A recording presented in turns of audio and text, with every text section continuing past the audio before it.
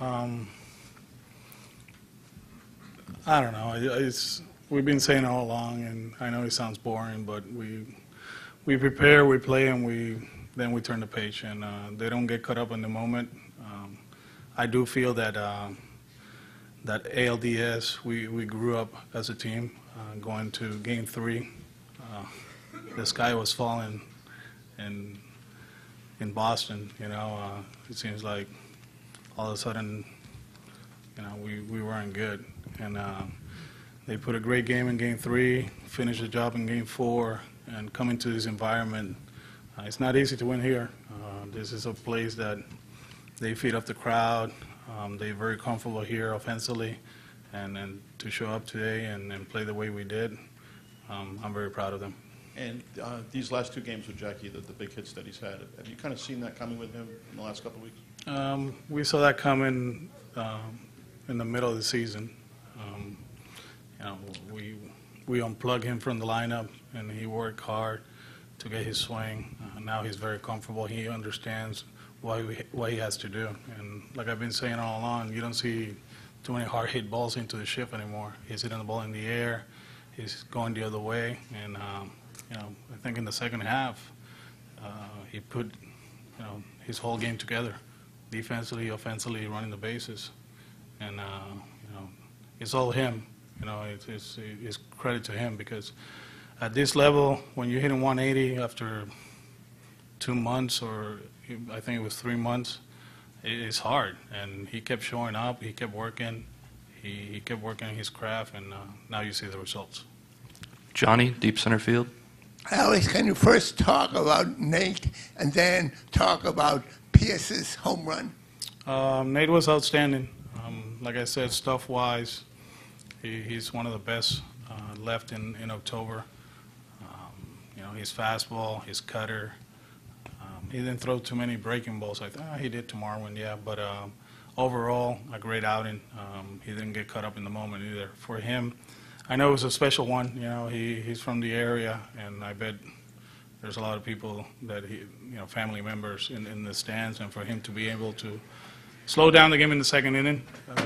The game was going very fast to all of us in the first, and all of a sudden in the second inning, he slowed it down, and he did an outstanding job. Who was the other one? Yeah,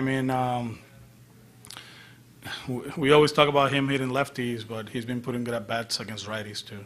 He's been hanging in there, and the quality of the at-bats, they're good. They're really, really good, and just got a good pitch to hit. He just missed one in the previous at-bat, but that one he barreled, and we needed that one right there because of we didn't make a play, and they tied the game, and the place is going nuts and loud, and he put a good swing on it and got us back in the game. Ken, on the right. Alex, people have always talked about Eovaldi's stuff, but this is not a guy with a track record of an ace, a veteran pitcher. Have you been surprised at all just how many big starts he's produced for you guys? No, I try to not to talk about the Astros anymore. But I mentioned before his start in New York, it's kind of like the Charlie Morton story, last year, that throughout his career, everybody talked about his stuff, and it just didn't happen, and all of a sudden in October, Charlie did what he did, and it seems like Nate is in that train. Yeah, I don't mind that either. Front row.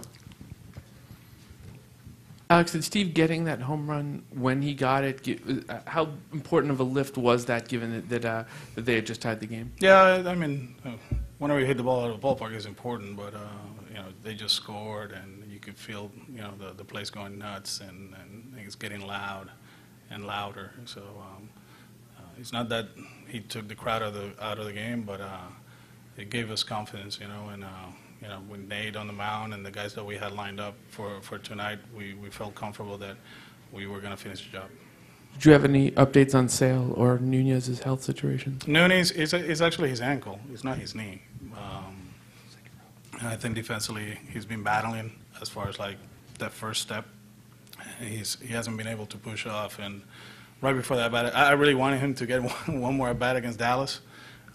because of that's why he was in the lineup. But at that point, I wanted to go, take him out of the game, get some treatment, and put Rafi in the game. So with Sale, he said this is what he said. He's like, I'm good enough. So he didn't throw a bullpen today. He'll go out there tomorrow, and then we'll go from there. Second row.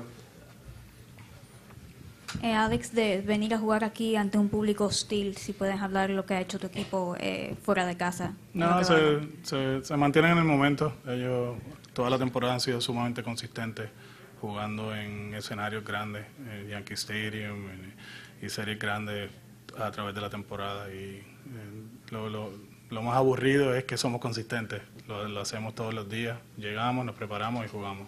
Y yo creo que eso nos ayuda. No nos creemos el momento. Sabemos que estamos en la serie de campeonato, pero seguimos jugando de la misma manera, de la manera correcta, y hoy salimos por la puerta ancha. Far left. Alex, how important was Brazier's inning, specifically in a 3-1 count, I think, on Bregman? That's a pretty tight spot. Yeah, I mean, he made some pitches. He's been great for us.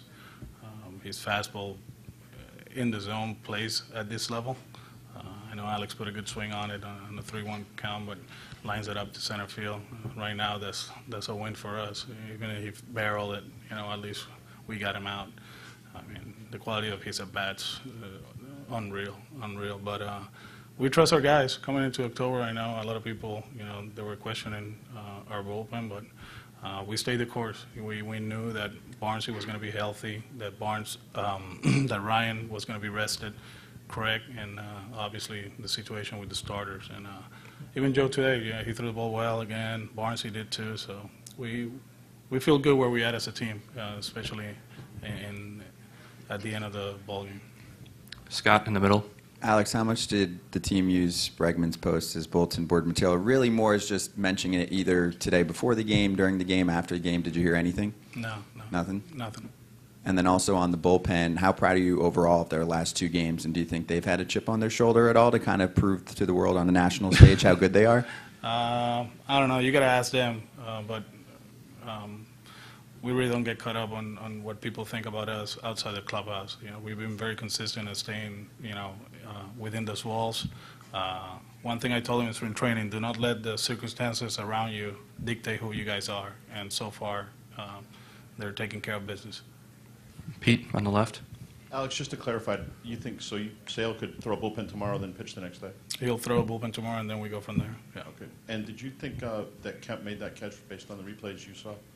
I haven't seen a replay. I just heard, I heard something, so I haven't seen the replay yet.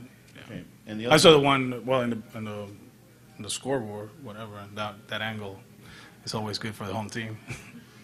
Also wanted to ask you, MLB's acknowledged that they're looking into a matter at Fenway Park of the Astros using a camera near your dugout. Are you aware of any of that? Somebody mentioned it to me right now, and I think that's a MLB issue. They'll do what they have to do, but I just heard it today.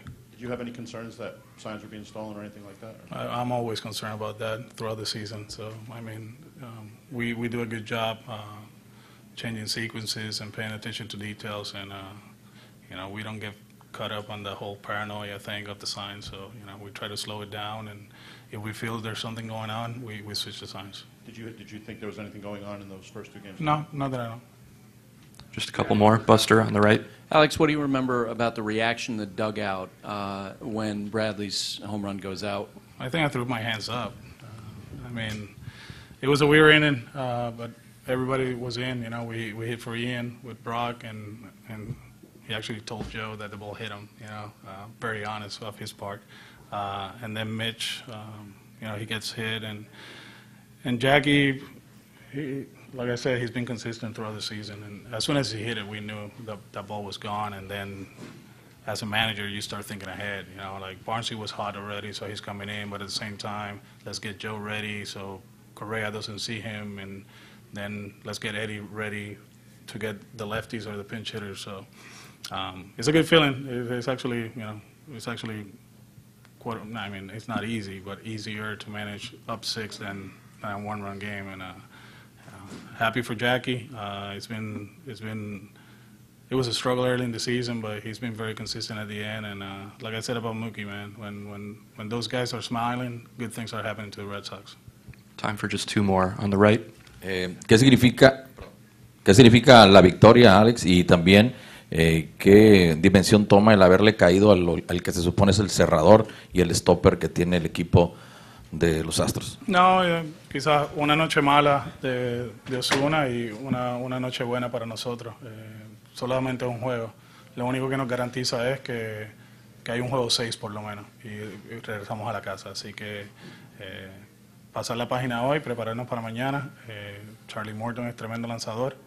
Nosotros tenemos a Rick pichando mañana y pues, llegar mañana y con el mismo ánimo y hacer las cosas que tenemos que hacer. Last one for Alex on the left. Yeah, Alex, after the pass ball put Altuve in scoring position in the 7th, do you consider it all, you got out of it by getting Bregman, but do you consider it all not pitching to him and taking your chances with Gurriel? No. We still have to pitch the way we have to do.